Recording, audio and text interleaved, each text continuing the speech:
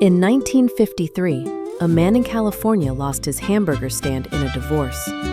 25 years later, he'd sell the company that replaced it for $125 million.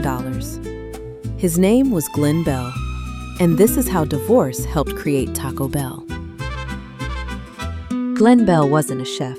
He was a Marine who came home from World War II and did what a lot of guys did in the late 1940s. He opened a hot dog stand, then a hamburger stand. Burgers, hot dogs, the usual. But across the street from his stand sat a little place called the Mitla Cafe. And every night after closing up, Bell would walk over and order their fried tacos. He loved these hard-shelled tacos so much he couldn't stop thinking about them. He became obsessed.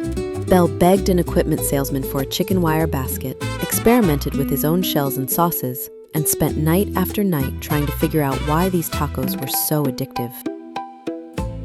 Here's where the story changes.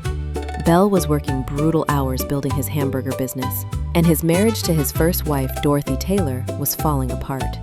In 1953, after 6 years together, they divorced, and in the settlement, Bell lost the hamburger stand. Years of work gone. The business he'd poured himself into was no longer his, so he started over. And he kept coming back to the thing he couldn't stop thinking about: tacos. With nothing left to lose, Glen Bell opened a taco stand. It wasn't instant. He bounced through ventures. Taco Tia, a partnership with the future founder of Der Wiener Schnitzel, El Taco. Selling off his steaks, starting over, again and again. He remarried in 1955 to a teacher named Martha, who'd stay married to him for the next 54 years.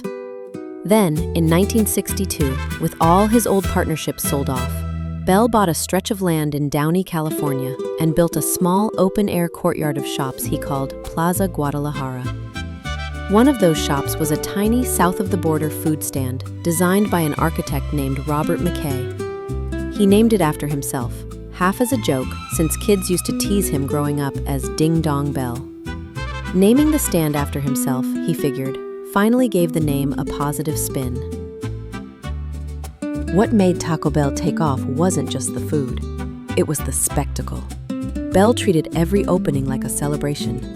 Mariachi band, searchlights, free hats, balloons. People driving by thought some kind of festival had arrived. And the crowds worked. Entrepreneurs started lining up to open their own Taco Bells. By 1967, there were already 100 locations. There's a wrinkle here, though. While his franchisees were getting rich off this formula, Bell himself wasn't seeing the same payoff. So he made a radical decision. He told his franchisees to keep their doors open until 11 p.m. At the time, almost nobody in fast food did that. But suddenly Taco Bell wasn't just lunch and dinner anymore. It became late-night food, and a whole new crowd started showing up. By 1978, Glen Bell sold Taco Bell to PepsiCo for a reported $125 million. Not bad for a man who had once been forced to start over, because sometimes the thing that closes one chapter of your life is the thing that forces the next one to begin.